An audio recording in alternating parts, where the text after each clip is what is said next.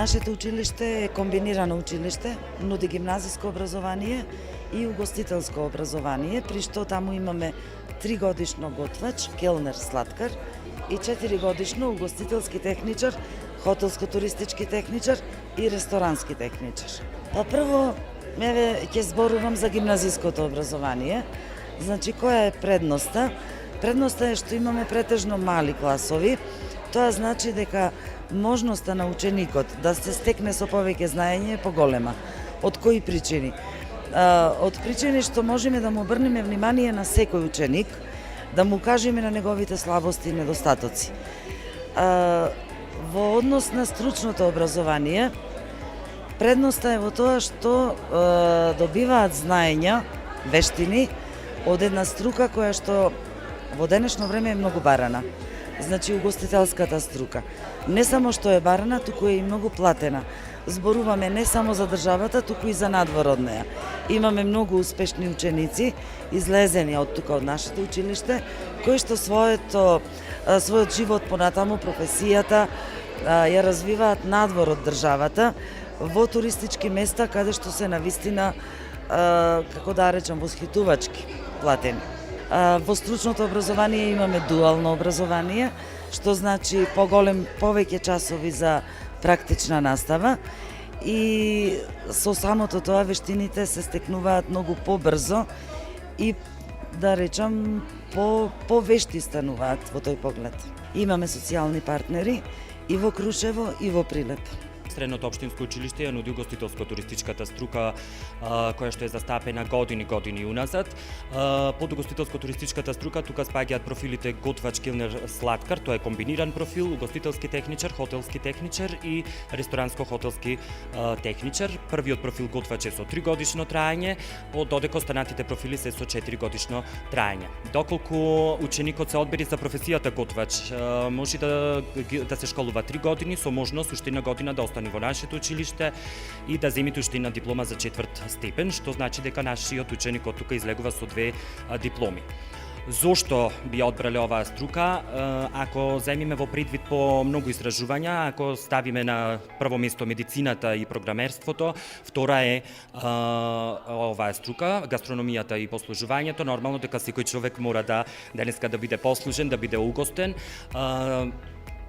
Во Крушево се наоѓаме, Крушево е туристички град, нормално дека тука туризмот веќе почнува на високо ниво растичко да постигнуваат добри резултати. Ние тука се трудиме кадрите да ги вадиме онака како што заслужува секој гостин да биде угостен во нашето Крушево, не само во нашето Крушево, туку и во нашата држава.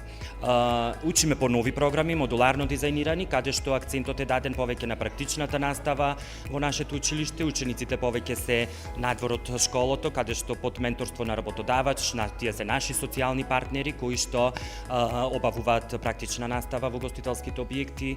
Социјални партнери имаме почнувајќи од Крушево, па во Прилеп, социјално партнерство вклучуваме сега со Охрид, со Битола, каде што учениците имаат можност на вистина да бираат каде сака да извршуваат таа феријална практика. Кога станува збор за она што тука во школото се предава, се подготвува од страна на храната и од страна на послужувањето, училиштето си има распишано тендер, нормално за набавка на тие прехранбени продукти, што значи дека учениците немаат никаков трошок во однос на тоа.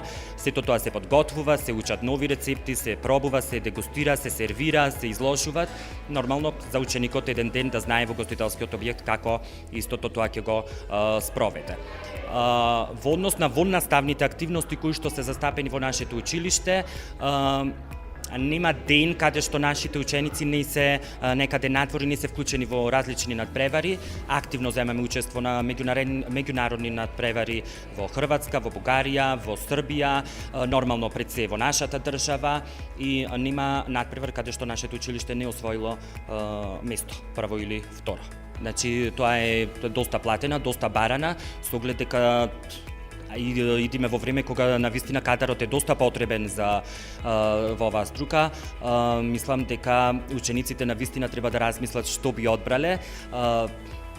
Јас себе можам да кажам дека навистина добро е да се занимаваш со храна, да знаеш како тоа е на уметност да работи со храната, нормално и со пијалоците, и она задоволството на самиот работник е тогаш кога ќе ја видиш на смевката на гостинот. можност да се вработате дури и веднаш по завршувањето на самото училиште. Можноста за вработување учениците ја добиваат со започнувањето на самата феријална практика. Доколку своите стекнати вештини во нашето училиште, по наше менторство се до некој ниво постигнати, тие можат со самата феријална практика од прва година која ќе почнат на феријална практика, работодавачот одлучува да ги плаќа со одреден надоместок. Нормално со текот на годините на школување, ученикот може да стекне и работно место и доста солидна плата. Оваа струка ја одбрав токму поради тоа што во денешно време е многу барана. Со оваа струка јас можам сега како ученик, а понатака како возрастен човек да работам или во туристичка агенција или пак на рецепција, а доколку ги познавам добро јазиците, можам да се снајдам и како стюардеса во аеродромите. Оваа струка во денешно време е многу платена и многу барана, затоа и нашите луѓе од Македонија заминуваат во Хрватска. Токму поради тоа што струката е барана. Пред се жалбата да одберам овој профил е затоа што овој профил е комбиниран. Учиме, значи, дел од гастрономијата и е стварно интересен и добар сектор, воено и најбаран сега на пазарот, да. Нормално, значи секогаш можете да најдете, ако не сте сигурни што да работите или, значи можете многу лесно да се вметните во тоа, бидејќи е лесен и стварно е убав. И ние во ово училиште имаме и пракси кои што се одвиваат овде во ресторанот, а воено и во некои објекти, да, хотели, објекти, зависи од хотелско или угостителски техничи. Што би им препорачал на деветоделенците кои што доаѓаат тука? Зошто да се запишат? Па затоа што овој профил е доста добар, доста баран и мислам дека нема да сгрешат ако го одберат овој профил. Учам во училиште, запишана сум готвач. Предност ми е во училиште во што можам да се запишам 4-та година. За овие 4 години можам 2 дипломи. Новитет во нашето училиште е специјалист готвач. Тоа е 5-та година за тие што не сакат да се запишат факултет. Вондрено се зема и прогласени сте како диплома имате како специјалист мајстор готвач. Во наше училиште 2 дена се одржуваат пракса. Не се учи ништо, од кој едниот ден е во училиштето праксата, во другиот ден е во угостителски објект. Професорите се предобри, сите ни објаснуваат секако што треба и јас, например, одев реална пракса. Од феријалната пракса продолжив како со плата, со најмница, за работа. Исто, 20 дена се изодува феријалната пракса. Зошто гимназиско образование?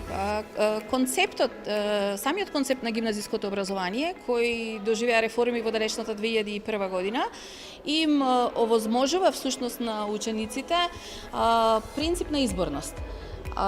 Каков е тој принцип на изборност? Се работи за концепт кој, освен општо образовните предмети, кои учениците ги учат во континуитет од 1 до 4 година, постои принцип на избор во смисла ученикот избира кои предмети сака да ги слуша во подоснежните 3 и 4 година од гимназиското образование. Тоа благо насочување на ученикот во однос на неколкуте подрачја кои ги нуди како избор гимназиското образование се случува уште во 2 година, поточно уште во 1 година, кога ученикот добива можност да избери неколку од понудените предмети кои значат благо насочување кон подрачјата, 6 вкупно подрачја кои што ги нуди гимназиското образование. Кои се тие подрачја? Тоа се општествено-хуманистичко подрачје, природно-математичко подрачје и јазично-уметничко подрачје и нивните комбинации потоа, нели, да не навлегуваме во детали, но тоа се вкупно 6 изборни подрачја кои ученикот има право, од кои ученикот има право да избере едно и да се фокусира на истото или истото да го изучува во подоснежните години на гимназиското образование, тоа е 3 и 4 година. Зошто е интересно гимназиското образование? Токму заради принципот на изборност. Значи, тој му овозможува на ученикот да слуша предмети кои ги сака, предмети кон кои тој има афинитет, предмети за кои има вештини и способности. Ова е битно, посебно за учениците кои во своите рани 14 години, кога се наоѓаат нова крстосница во нивниот живот, па треба да одлучат каде да го продолжат образованието, не се докрај свесни за тоа што е она што ги интересира, во кој правец би го продолжило своето образование, па гимназијата им остава малку период или вакуум простор да до крај се осознаат себе си, своите вештини, афинитети или способности и да направат конечно правилен избор во кој правец ќе продолжи нивното образование. Тоа го овозможува концептот на гимназиското образование со принципот на изборност.